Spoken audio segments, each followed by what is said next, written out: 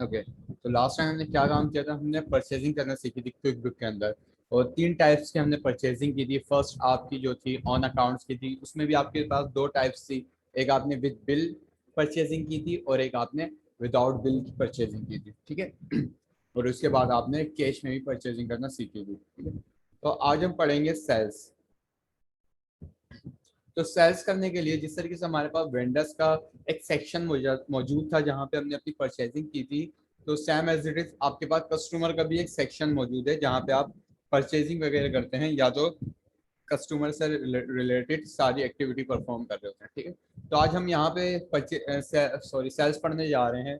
यहाँ पे 2 टाइप्स की आज हम सेल्स पढ़ेंगे, एक ऑन अकाउंट सेल्स और एक सेल्स ऑन कैश पढ़ेंगे, ठीक है। तो रिटर्न्स की जो सेल और परचेजिंग है वो मैं आपको बाद में पढ़ाऊंगा। तो फिलहाल आपको खाली कैश ऑन कैश सेल्स करवाना सिखाऊंगा और ऑन अकाउंट सेल्स करवाना सिखाऊंगा, ठीक है।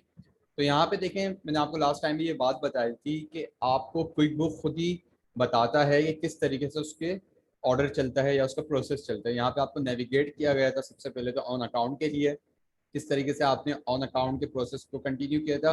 और ऑन कैश के लिए भी आपको नेविगेट किया था कि किस तरीके से ऑन कैश की परचेसिंग होती है, ठीक है। सेम एज इट इज हम जब सेल्स करने जाते हैं तो सेल्स पे भी हमें नेविगेट करता है। अगर मुझे ऑन अकाउंट सेल्स करनी है तो यहाँ पे मुझे नेविगेट करना है, क्या कर रहा है कि आपको इस तरीके से चलना है। ये फर्स्ट प्रोसेस एस्टिमेट से स्टार्ट है और लास्ट है आपका रिकॉर्ड डिपॉजिट, ठीक है। और ऑन कैश के लिए आपके पास ये 2 प्रोसेस है, जस्ट क्रिएट सेल रिसिप्ट और रिकॉर्ड डिपॉजिट, ठीक है। तो इस पे आज हम काम करेंगे। सबसे पहले मैं कस्टमर चेक कर लेता हूँ आपके सारे कस्टमर बने हुए हैं या नहीं। ओके, तो तीनों कस्टमर्स हमने यहाँ पे बनाए हुए हैं और अभी कोई भी ट्रांजेक्शन इसकी आपके पास मौजूद नहीं है, ठीक है। तो ट्रांजेक्शन स्टार्ट करने जा रहा हूँ। फर्स्ट ट्रांजेक्शन करने जा रहा हूँ मैं सेल्स ऑन रिटर्न, ठीक है। तो सेल्स ऑन रिटर्न में आपके पास ये 4 प्रोसेस यूज हो रहे हैं। कौन कौन से हैं? फर्स्ट एस्टिमेट्स है, सेकंड आपके पास क्रेडिट इनवॉइस है, थर्ड आपके पास रिसीव पेमेंट्स है और फोर्थ है आपके पास रिकॉर्ड डिपॉजिट। और ये जो रिकॉर्ड डिपॉजिट है ये आपके पास ऑप्शनल होता है, ठीक है। ये अगर आप इसको यूज करें भी तो ठीक है, ना करें तो भी आपकी जो रिसीविंग होती है सेल्स की वो हो जाती है इस प्रोसेस पे, ठीक है। अभी जब मैं आपको पढ़ाऊंगा तब आपको क्लियर होते रहेगा। तो सबसे पहले मैं करने क्या जा रहा हूँ, आपको याद होगा जब भी आप पीच ट्री में सेल्स करते थे तो वहां पे फर्स्ट जो ऑप्शन होता था, फर्स्ट आइकन आपके पास होता था कोट्स एंड प्रपोजल का होता था। याद होगा आप लोगों को, ठीक है। कोट्स एंड प्रपोजल में हम क्या कर रहे होते थे, अपने कस्टमर को पेशकश कर रहे होते थे कि हमारी ये इन्वेंट्री है, ये इतने की, ये डिटेल्स हैं। तो एक कोटेशन या प्रपोजल हम अपने पास सेफ रख रहे होते थे, कहाँ पे? कोट्स एंड प्रपोजल के अंदर। तो वहां पे उसका जो मुतबादिल है क्विक बुक के अंदर, उसको नाम दिया गया है एस्टिमेट्स, ठीक है। एस्टिमेट्स जो है आपके पास सेम वर्क कर रहे होते हैं जैसे कोट्स एंड प्रपोजल या सेल ऑर्डर काम कर रहे थे आपके, ठीक है। इसको सेल ऑर्डर भी कंसिडर किया जाता है, इसको कोटेशन एंड प्रपोजल भी कंसिडर किया जाता है। तो देखिए जैसे मैंने इस पर कर्सर ओवर ओवर किया है तो ये आपको अपना स्टेटस भी दिखा रहा है, नोटिफिकेशन में दिखा रहा है create a new estimate code proposal और बिड, ठीक है। तो वही चीज है ये। तो सबसे पहले हमने करना क्या है, एक कोटेशन या एक सेल्स ऑर्डर को सेव कर लेना है जो हमारे कस्टमर की तरफ से हमें रिसीव होगा, ठीक है। तो मैं एस्टिमेट पे क्लिक करता हूँ ऑन अकाउंट की सेल के लिए, ठीक है। एस्टिमेट पे क्लिक करने के बाद आपके पास ये सेल्स ऑर्डर की विंडो ओपन हो जाएगी और आपको सबसे पहले सिमिलरली अपना वेंडर कस्टमर सेलेक्ट करना है। तो यहाँ पे गोल्डन मोटर मेरा एक कस्टमर है, मैंने इसको सेलेक्ट किया। तो इसकी सारी इन्फॉर्मेशन आपके पास आ चुकी है। आपको डेट सेट करनी, किस डेट पे आप काम कर रहे हैं और एस्टिमेट नंबर कौन सा है आपका, तो यहाँ पे आप एस्टिमेट नंबर रखेंगे। उसके बाद आप यहाँ पे आके अपने आइटम सेलेक्ट करेंगे जो आपको सेल आउट करना है, ठीक है।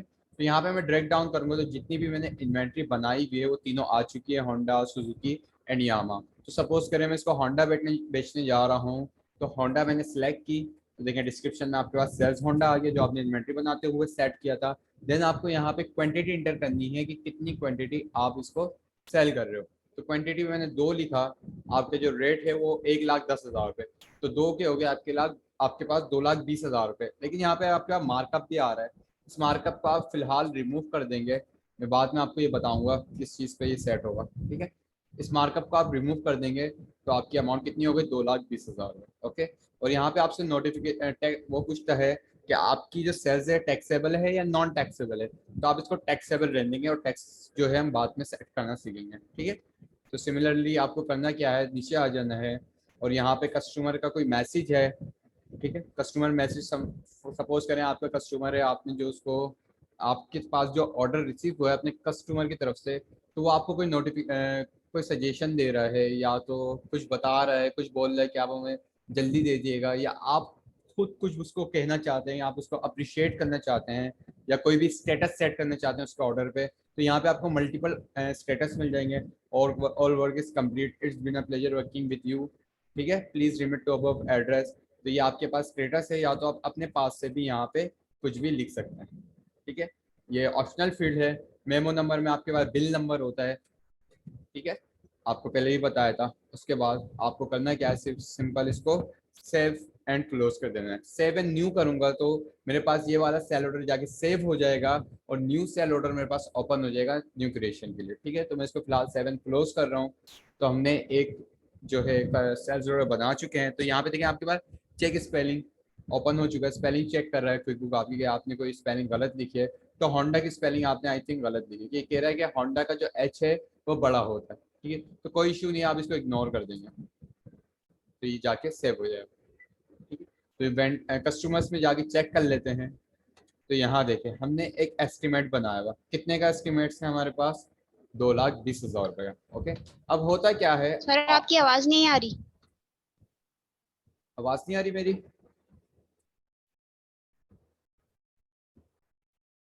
ठीक है, तो हमने क्या किया था, हमने सबसे पहले estimate mean sales order create किया। उसके बाद क्या करते हैं आप, जब भी आप अपनी इन्वेंट्री को सेंड करते हैं अपने कस्टमर को, तो आप उसकी इन्वॉइस भी बनाते हैं। इन्वॉइस क्या होती है, आपका बिल होता है, ये आपको बात पता है, आपने पिछली के अंदर भी पढ़ी थी। तो जब आपने अपनी इन्वेंट्री अपने कस्टमर तक पहुंचा दी है, तो आप क्या करेंगे, डायरेक्टली जाके अपनी इन्वॉइस को इंटर कर देंगे। ठीक है, तो क्रिएट इन्वॉइस में जाएंगे आप, सेकेंड प्रोसेस है आपका। क्रिएट इन्वॉइस में जाने के बाद आप अपना कस्टमर सेलेक्ट करेंगे, जिस कस्टमर का आपने एस्टिमेट बनाया था। तो हमने गोल्डन मोटर का एस्टिमेट क्रिएट किया था, तो इसको सिलेक्ट किया। तो जैसे मैंने गोल्डन मोटर को सिलेक्ट किया, तो उसकी जो एस्टिमेशंस बने हुए थे, सेल्स ऑर्डर बने हुए थे, वो यहाँ पे ओपन हो गए। ठीक है, हमने 2 इन्वेंट्री का बनाया था जिसका बिल 2,20,000 रुपये का। ठीक है, तो यहाँ पे इसको मैं सिलेक्ट करूंगा और कर दूंगा ओके। तो वो जो आपका एस्टिमेशन है वो कन्वर्ट हो जाएगा इनवॉइस के अंदर। ठीक है, अब यहाँ पे आपसे ये 3 ऑप्शन पूछता है। 3 ऑप्शंस में आपके पास क्या क्या पूछ रहा है ये, create invoice for the entire estimate, create invoice for the percentage of entire estimate, या create invoice for selected item for different percentage each item. ठीक है, इन तीनों चीजों का मतलब क्या है, अभी देखें हमने एक एस्टिमेशन बनाया था 2 इन्वेंट्री का। ठीक है, जब आप अपने कस्टमर को वो इन्वेंट्री सेंड कर रहे होते हो और इसकी जब इनवॉइस बना रहे होते हो, तो इनवॉइस बनाते वक्त आपसे क्विक बुक पूछता है कि आपने जो एस्टिमेशन बनाई थी उसकी 100% आप इनवॉइस बना रहे हो। मीन्स जो हमने 2 इन्वेंट्री रखी थी वहाँ, मीन्स 2 इन्वेंट्री का मतलब क्या हुआ, जब हम इनवॉइस भी अगर 2 की बना रहे हैं, तो इसका मतलब ये हुआ हम 100% इनवॉइस बना रहे हैं एस्टिमेट की। ठीक है, अगर मैं उस 2 इन्वेंट्री में से एक इन्वेंट्री सेंड कर रहा होता, तो वो क्या होता, वो होता आपके कि आप 50% इन्वेंट्री को सेंड कर रहे हो। ठीक है, तो उसके लिए आपको ये वाला ऑप्शन यूज करना पड़ता, और यहाँ पे अपनी परसेंटेज लिखनी थी आपको। लाइक अगर मैं 2 में से 1 भेज रहा हूँ, तो आप 50% इन्वेंट्री भेज रहे हो, और अगर मैंने 3 दिए तो आपकी आधी 3 में डिवाइड हो जाएगी, 4 दिए तो 25% हो जाएगी अगर 1 भेज रहे हैं। तो यहाँ पे परसेंटेज के हिसाब से आप इन्वॉइस बना रहे होते हो कि आप कितने परसेंट की इन्वॉइस बना रहे हो। तो मोस्टली जो यूज हो रहा होता है, ये 2 ऑप्शन यूज हो रहे होते हैं। अगर आप कम भेज रहे होते हो तो यहाँ पे परसेंटेज के हिसाब से लिख देते हो। अगर आप पूरी की पूरी एस्टिमेशन को कन्वर्ट कर रहे हो तो इनवॉइस में, तो आप ये फर्स्ट ऑप्शन यूज करते हैं, create invoice for the entire estimate. ठीक है, आप इसको ओके कर देंगे तो आपकी जो एस्टिमेट्स है वो कन्वर्ट हो जाएगी आपके पास इनवॉइस में। ठीक है, तो यहाँ पे देखिए हमारे जो एस्टिमेट बना था 2 इन्वेंट्री का, वो इनवॉइस में कन्वर्ट हो गया है। आपको जस्ट पीओ नंबर लिखना है, यहाँ पे मैंने 1 लिख दिया। ठीक है, उसके बाद वही सेम आपके पास फील्ड्स आ रही हैं कस्टमर मैसेज और मेमो की, और आप इसको यहाँ पे आगे कर देंगे 7 क्लोज। ठीक है, दोबारा से स्पेलिंग मिस्टेक है, इग्नोर कर लेते हैं इसको। Okay done.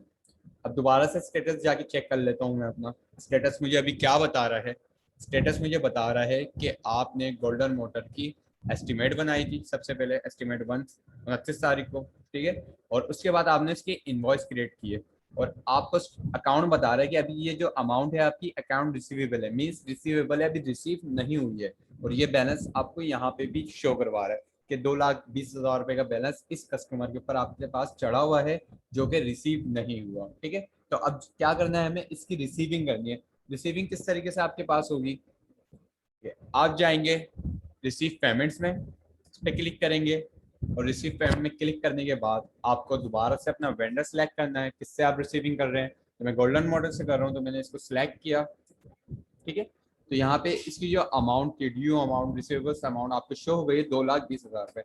आप इस पर चेक लगाएंगे, ठीक है, और इसको कर देंगे यस। तो यहाँ पे आपके पास 2,20,000 रुपये आ चुके हैं। रेफरेंस लिखेंगे 1। अब देखें यहाँ पे जो है डिस्काउंट डिडक्ट नहीं हुआ आपके पास, हमने डिस्काउंट भी सेट किया था अपने कस्टमर के लिए। तो डिस्काउंट अप्लाई कहाँ पे होता है आपके पास, रिसीविंग के टाइम ही अप्लाई हो रहा होता है। किस तरीके से अप्लाई होता है, यहाँ पे आप ऊपर आएंगे तो यहाँ पे आपके पास एक ऑप्शन मिलेगा डिस्काउंट एंड क्रेडिट्स का, इस पे आप क्लिक करेंगे तो यहाँ पे आपको जस्ट अपना अकाउंट देना है, डिस्काउंट अकाउंट सेल्स डिस्काउंट का, क्योंकि हम सेल्स कर रहे हैं। तो यहाँ पे आके मैं सेल्स डिस्काउंट का अकाउंट ले लेता हूँ और इसने आपका डिस्काउंट जो है कैलकुलेट कर लिया है नेट 3210 पे 4,400 रुपये। आप इसको डन कर देंगे तो आपकी अमाउंट में से जो डिस्काउंट है वो लेस हो जाएगा, ठीक है। 2,20,000 रुपये की आपकी अमाउंट थी, 4,400 आपका डिस्काउंट लेस हुआ और आपकी जो रिसीवेबल अमाउंट है रह गई है 2,15,600 रुपये। ओके, आप जैसे इसको कर देंगे 7 क्लोज तो आपकी जो पेमेंट है वो रिसीव हो जाएगी। स्टेटस जाके चेक कर लेते हैं। ओके, तो देखें अब आपका बैलेंस जो है 0 आ रहा है और यहाँ पे भी आपके पास जो स्टेटस बता रहा है टाइप बता रहा है कि पेमेंट कितने की पेमेंट आपके पास हो गई है 2,15,600 रुपये की। तो आपने अपनी अमाउंट को रिसीव कर लिया है ऑन अकाउंट की सेल्स, ठीक है। अब यहाँ पे आपको स्टेटस दिखा रहा है अनडिपॉजिटेड फंड, ठीक है। अनडिपॉजिटेड फंड का मतलब क्या है, ये आपको जस्ट रिमाइंडर के तौर पे काम कर रहा होता है कि हो सकता है कि आपने जो पेमेंट रिसीव की है इसको आपने बैंक में जमा नहीं करवाया, ठीक है। अगर आपने पेमेंट जो रिसीव करी है अपने अकाउंट में डाल दिया है, बैंक में जमा करवा दिया है, तो आप सिंपली क्या करेंगे, यहाँ पे आपके पास फोर्थ ऑप्शन मौजूद है रिकॉर्ड डिपॉजिट का, आप इस पे चले आएंगे। आपकी अमाउंट रिसीव हो गई है। रिकॉर्ड डिपॉजिट क्या कर रहा होता है, जैसे आपको बता रहा होता है, आपके रिमाइंडर के तौर पे काम कर रहा होता है, जो आपने पेमेंट रिसीव की थी वो आपने बैंक वगैरह में भी जमा करवा दी। तो देखिए आपके पास अमाउंट आ रही है 2,15,600 रुपये जो आपने अभी रिसीव की थी। आप इस पर चेक लगाएंगे, ओके करेंगे और यहाँ पे आप बता देंगे कि किस अकाउंट में आपने जमा करवाई, HBL, MCB या कैश ऑन हैंड वगैरह। तो हमने HBL में अगर जमा करवा दी तो HBL को हमने सेलेक्ट किया और यहाँ से आगे आप जस्ट कर देंगे 7 क्लोज, ठीक है। तो ये क्या करता है, आपकी जस्ट रिकॉर्डिंग कर रहा था कि आपने अपनी अमाउंट को डिपॉजिट करवा दिया है। ये रिकॉर्ड डिपॉजिट करवाने के बाद आपके स्टेटस में कोई फर्क नहीं पड़ेगा, ठीक है। स्टेटस आपका सेम रहेगा, चेंज नहीं होगा, ठीक है। वो खाली आपके क्या काम कर रहा होता है, रिमाइंडर का काम कर रहा होता है, या आपको रिमाइंड करवा रहा होता है, हो सकता है कि आपने ये अमाउंट अभी तक डिपॉजिट नहीं करवाई है। ओके, ये थी आपकी ऑन अकाउंट की सेल, क्लियर हुई, ठीक है। ऑन ऑन कैश सेल में आपके पास दो प्रोसेस पे काम हो रहा होता है। फर्स्ट है आपके पास क्रेडिट सेल रिसीट और सेकंड है आपके पास रिकॉर्ड डिपॉजिट, ठीक है। तो ऑन कैश की जब आप सेल कर रहे होते हैं क्विक बुक के अंदर तो एक ही प्रोसेस में आपका काम कंप्लीट हो जाता है। और रिकॉर्ड डिपॉजिट का मैंने बताया कि आपका क्या काम करवा रहा होता है कि आपने अपनी अमाउंट को रिकॉर्ड डिपॉजिट करवाया है या नहीं करवाया है, इसका रिमाइंडर के तौर पर काम कर रहा होता है, ठीक है। वरना एक ही प्रोसेस में आपकी जो है ऑन कैश सेल हो जाती है। तो हम क्रिएट सेल रिसिप्ट पे क्लिक करेंगे और यहाँ पे आके अपना वेंडर सेलेक्ट करेंगे जिसको हम सेल करने जा रहे हैं। तो मैंने हबीब मोटर्स को सिलेक्ट किया, ओके। उसके बाद यहाँ पे आके आइटम सेलेक्ट करेंगे, ठीक है। तो हम इसको बेचने जा रहे हैं सुजुकी। तो आपके पास कितनी क्वांटिटी आप सेल आउट कर रहे हैं, मैंने कहा मैं 2 क्वांटिटी सेल आउट कर रहा हूँ। तो 2,80,000 रुपये की आपके पास 2 सुजुकी हो गई है। और यहाँ पे आपको सेट करना है कि आप ऑन कैश सेल कर रहे हो, ऑन चेक के थ्रू आपके पास रिसीविंग हो रही है या कैश के थ्रू आपके पास रिसीविंग हो रही है, ठीक है। तो मैंने यहाँ पे कैश को सिलेक्ट कर लिया। यहाँ पे चेक नंबर देंगे, अगर चेक आपने सेलेक्ट किया हुआ तो यहाँ पे आप चेक नंबर दे देंगे, ठीक है। और सिमिलर आपके पास फील्ड्स आ गई है कस्टमर मैसेज और मेमो की, इसको ब्लैंक छोड़ देंगे आप और जस्ट कर देंगे आप 7 क्लोज, ठीक है। इग्नोर करेंगे इसको, ओके डन। स्टेटस जाके चेक कर लेता हूँ मैं अपना। तो यहाँ पे देखें हमने हबीब मोटर्स को क्या बेचा है, हमने 2 इन्वेंट्री बेची है और 2,80,000 रुपये हमारे पास रिसीव भी हो गए और हमारी इन्वेंट्री भी बिक गई है। तो यहाँ पे कोई बैलेंस भी नहीं आ रहा आपके पास। तो एक ही प्रोसेस पे एक ही आइकन पे आपका काम जो है ऑन कैश सेल में हो जाता है, ठीक है। और रिकॉर्ड डिपॉजिट हम किस लिए यूज कर रहे होते हैं, रिमाइंडर के लिए कि हमने इसको जमा भी करवा दिया। तो रिकॉर्ड डिपॉजिट कर लेंगे, जितनी भी आपकी अनडिपॉजिटेड अमाउंट होगी वो शो हो जाएगी। तो देखिए अभी 2,80,000 रुपये आपके पास आ रहे हैं क्योंकि ये मैंने डिपॉजिट नहीं करवाई थी, प्रीवियस जो अमाउंट थी वो डिपॉजिट करवा दी थी, तो यहाँ पे शो नहीं हो रही। तो इस पर चेक लगाएंगे और ओके करेंगे। आपने क्या किया था, आपने ऑन कैश इसकी रिसीविंग की थी, और अगर आप किसी अकाउंट में इसको जमा करवा के आ चुके हैं तो यहाँ से वो अकाउंट सेलेक्ट कर लेंगे और कर देंगे 7 क्लोज। तो ये आपकी सिंगल प्रोसेस पे या डबल प्रोसेस पे ये काम कंप्लीट हो जाता है on sale cash. Okay, clear हुआ? ठीक है, रिटर्न पढ़ने जा रहे हैं, परचेज रिटर्न और सेल्स रिटर्न। तो हमारे पास होंडा जो है 2 हैं, सुजुकी 6 हैं, और यामाहा बाइक हमारे पास 7 मौजूद है। ठीक है, हमने परचेजिंग की थी, अब उस परचेजिंग में से हम कुछ ना कुछ रिटर्न मंगवा लेते हैं। आपके पास वहां पे क्या होता था पिछली के अंदर, पिछली में आप ये जब भी कोई चीज रिटर्न करते थे तो पेमेंट से पहले पहले रिटर्न करते थे। याद है ना आप लोगों कि आपके पास अगर जब तक पेमेंट ना हो जाए, पेमेंट होने से पहले पहले आप चीज़ों को रिटर्न कर रहे थे, पेमेंट के बाद आपकी रिटर्न नहीं होती थी। लेकिन क्विक बुक के अंदर पेमेंट के बाद भी रिटर्न हो जाती है और पेमेंट से पहले भी रिटर्न हो जाती है। ओके, तो परचेज रिटर्न करने के लिए आपको करना क्या है, परचेज रिटर्न के लिए आपको सिंपल एंटर बिल के अंदर जाना है। ठीक है, एंटर बिल में जाने के बाद अभी आपकी बिल शो हो रहा है, आपको इसको कर देना है क्रेडिट पे। ठीक है, क्रेडिट पे कर देना है, और यहाँ पे आके आपको आइटम सिलेक्ट करने हैं, किस आइटम को आप क्रेडिट कर रहे हैं। मैं होंडा बाइक को क्रेडिट कर रहा हूँ, होंडा बाइक की मेरे पास रिटर्न हुई है। यहाँ पे रेफरेंस नंबर लिख देंगे जो भी आपके पास हो। ठीक है, डेट आपको पता है, डेट सेट करना है। ओके, तो कितनी आप इन्वेंट्री जो है वापसी मंगा रहे हो, तो मैं चेक कर लेता हूँ पहले मैंने सेल आउट कितनी कितनी की है। तो मैं कैसे वेंडर्स में जाता हूँ और होंडा में जाता हूँ। होंडा को मैंने होंडा मोटर्स से मैंने कितनी कितनी परचेजिंग की थी। तो फर्स्ट हम देख लेते हैं, फर्स्ट हमारे पास है 110 की, एक एक की भी आपने पूछा थी। ठीक है, तो एक को हम रिटर्न कर देते हैं, इसी एक को। ठीक है, तो दोबारा से जाता हूँ मैं क्रेडिट में, इंटरबिल्स, क्रेडिट, एंड यहाँ पे होंडा बाइक में एक जो है वो वापसी मंगा रहा हूँ। ओके, तो 1,10,000 की आपके पास अमाउंट है, और मैं इसको कर दूंगा जस्ट 7 क्लोज। सर आप ये वापस मंगवा रहे हैं या वापस भेज रहे हैं? वापस भेज रहा हूँ क्योंकि हमने परचेजिंग की थी ना ये, तो मैं ठीक है। परचेज रिटर्न सिखा रहा हूँ आपको। जी जी। ठीक है, तो हम क्या करेंगे, इसको हमने वेंडर सेट किया। सबसे पहले किस वेंडर से किस वेंडर को मैं वापसी कर रहा हूँ, मैं होंडा मोटर को वापसी कर रहा हूँ। एक इन्वेंट्री अपनी 1,10,000 रुपए की थी। ओके, मैंने 7 क्लोज किया, तो जस्ट एक प्रोसेस के थ्रू आपकी जो इन्वेंट्री वो वापसी हो गई। चेक कर लेते हैं, तो ये देखें 2 इन्वेंट्री थी आपके पास, अब एक हो गई क्योंकि एक आपने वापसी कर दी। ओके, तो ये देखें कितना इजी है वापसी करना भी, इसमें इजी है ना। जी सर, इसलिए ओके, तो यहाँ पे देखें होंडा मोटर में आपके पास 1,10,000 रुपए का बैलेंस आ रहा है, नेगेटिव बैलेंस आ रहा है। इसका मतलब ये है कि होंडा मोटर को आपने जो चीज वापसी की है उसकी पेमेंट अभी तक रिसीव नहीं हुई। पेमेंट किस तरीके से रिसीव करोगे आप पेमेंट रिसीव करने के लिए एक जनरल एंट्री पास कर दोगे जब भी आपको आपके वेंडर के पास से पेमेंट रिसीव हो जाएगी। ठीक है, तो जनरल एंट्री किस तरीके से आपको पास करनी है, आपको जनरल एंट्री में जाना है, मैक होम कंपनी में जाना है, मैक जनरल एंट्री में जाना है, और यहाँ पे आपको अकाउंट कौन से यूज करने हैं सबसे पहले डिस्कस कर लेते हैं। तो हम क्या कर रहे हैं, हम अपने पैसे वापसी मंगवा रहे हैं। तो मैंने किसी भी अकाउंट के थ्रू की थी या किसी भी अकाउंट में वापसी मंगा रहा हूँ। सपोज करें मैं कैश ऑन हैंड में अपने पैसे वापसी मंगा रहा हूँ, तो कैश ऑन हैंड मैंने यहाँ से सिलेक्ट किया, और कितनी अमाउंट थी आपकी बैलेंस की,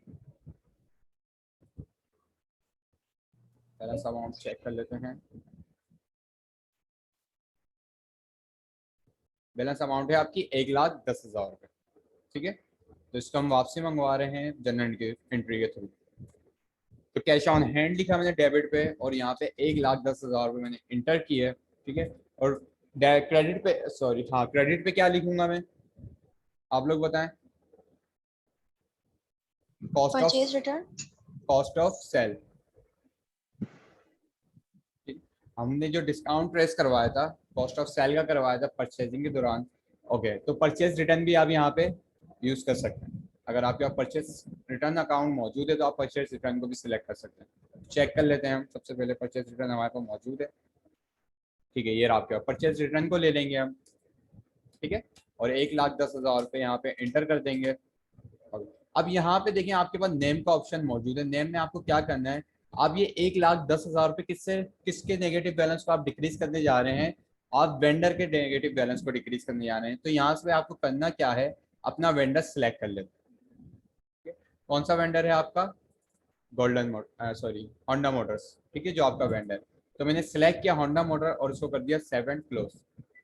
अब जाके मैं उसका बैलेंस चेक कर लेता हूँ जरा।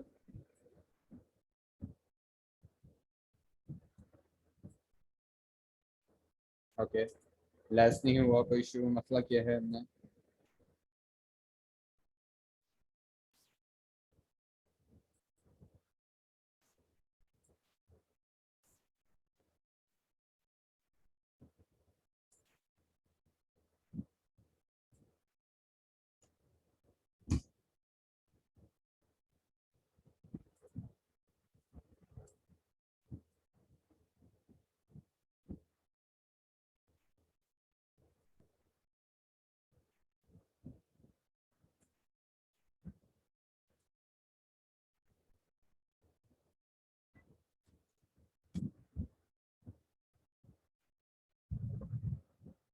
ओके, तो यहाँ पे हमने गलती कहाँ की होगी? हमने अकाउंट सेलेक्ट करने में गलती की होगी।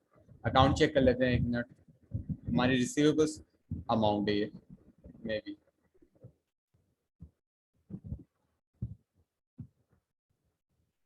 ठीक है, अकाउंट पेबल को हम यहाँ पे क्रेडिट करेंगे।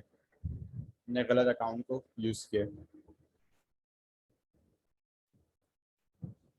काफी टाइम बाद पढ़ा रहा हूँ, मे बी जनरेटी के थ्रू, इस वजह से मुझे मे बी आई थिंक थोड़ा कंफ्यूज हो गया था। ठीक है, तो रिटर्न को यूज नहीं करेंगे क्योंकि आपके पास जो रिसीविंग अमाउंट है वो अकाउंट पेबल की थी और नेगेटिव में मौजूद है, इसलिए अकाउंट पेबल को हम क्रेडिट करके खत्म कर देंगे कि वो माइनस की अमाउंट है। आपको चेक कर लेते हैं करके। अकाउंट पेबल ये रहा।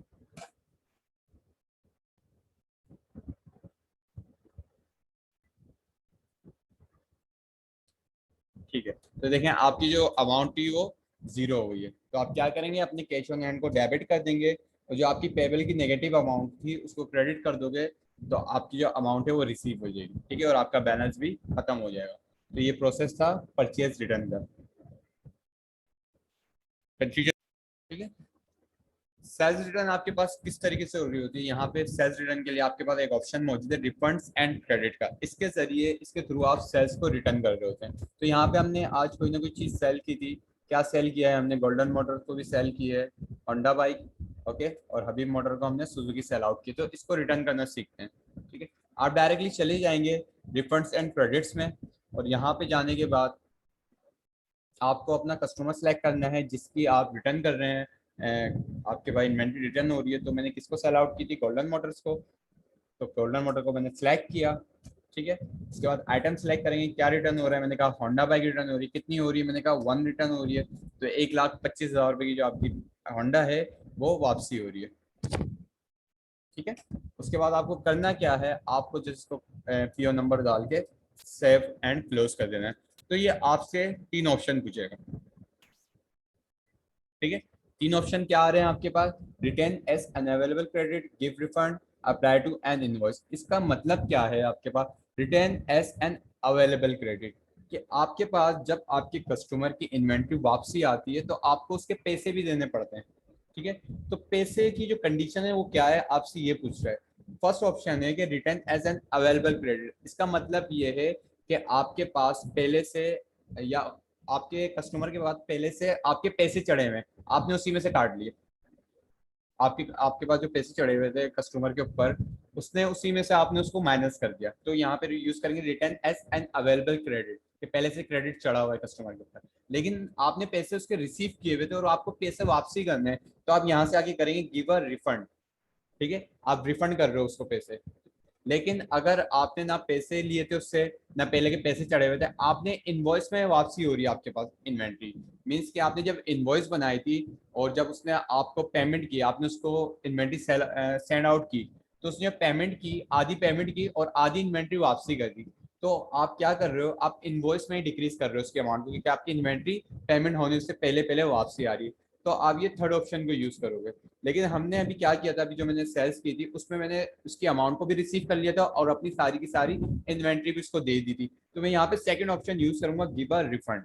तो गिव अ रिफंड पे चेक लगा के आप ओके कर देंगे तो आपकी जो अमाउंट है 1,25,000 रुपये उसको रिफंड हो जाएगी और आपकी इन्वेंट्री जो है वो आपके पास वापसी आ जाएगी। ठीक है, तो यहाँ पे आपसे अकाउंट पूछेगा कि किस अकाउंट में से आप पैसे उसको वापसी कर रहे हो। तो यहाँ पे HBL सिलेक्ट कर लिया मैंने और यहाँ पे जस्ट कर दिया मैंने ओके। तो आपकी इन्वेंट्री भी वापसी आ गई और आपके पास आपकी जो इन्वेंट्री थी वापसी आ गई और आपके पैसे जो थे उसके पास वापसी चले गए। ठीक है, तो ये देखें चेक के थ्रू क्रेडिट मेमो बनाया था आपने, जो रिसीवेबल अकाउंट रिसीवेबल्स की अमाउंट थी आपके पास वो खत्म हो चुकी है। ओके, और आपके पास जो सेकंड ऑप्शन था इनवॉइस का, वो किस तरीके से काम कर रहा होता है। अगर यहाँ पे मैंने एक इनवॉइस बनाई है, लाइक मैं एक इनवॉइस बना लेता हूँ जल्दी से सनी ऑटोमोबाइल की, और यहाँ पे मैं क्वांटिटी इंटर करता हूँ कि कितनी क्वांटिटी, मैं 3 क्वांटिटी बेच रहा हूँ। किसकी बेच रहा हूँ, मैंने कहा मैं बेच रहा हूँ यामाहा। ठीक है, 1 लाख की है, 3 लाख की 3 हो गई और मैंने इसको 7 क्लोज कर दिया। उसके बाद आप क्या करते हो, आप रिसीविंग करते हो। तो रिसीव करने से पहले पहले आप क्या करते हो, रिफंड एंड क्रेडिट पे चले जाते हो।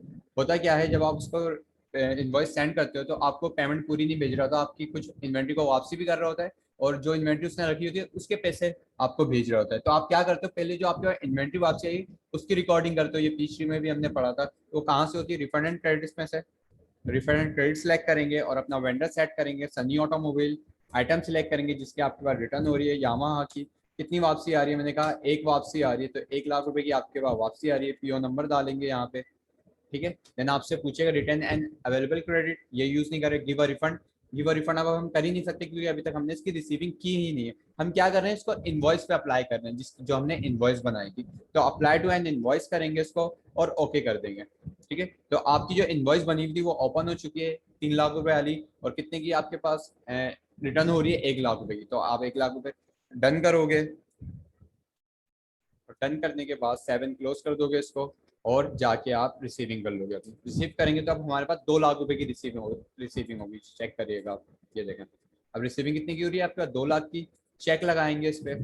ठीक है, और यहाँ पे आके आप डिस्काउंट सेट कर देंगे, डन करेंगे और यहाँ पे आके कर देंगे आप इसको 7 क्लोज। ठीक है, स्टेटस जाके देख लेता हूँ मैं अब अपना। देखिए हमारा बैलेंस जो है 0 है। आपके अकाउंट रिसीवेबल 3 लाख की थी लेकिन आपने 1 लाख रुपए क्रेडिट मेमो बनाया और आपके पास पेमेंट रिसीव हुई है 1,88,000 रुपए की विद डिस्काउंट। ओके, तो ये थी आपके पास सेल्स रिटर्न। जी क्लियर है। यस सर क्लियर है। आप लोगों को 3 ट्रांजेक्शन करनी है जिस तरीके से आपने उसकी की थी परचेजिंग की, तो आपको सेलिंग की भी 3 ट्रांजेक्शन करनी है और रिटर्न भी करना है आपको। लाजमी इसकी प्रैक्टिस करनी है। Okay sir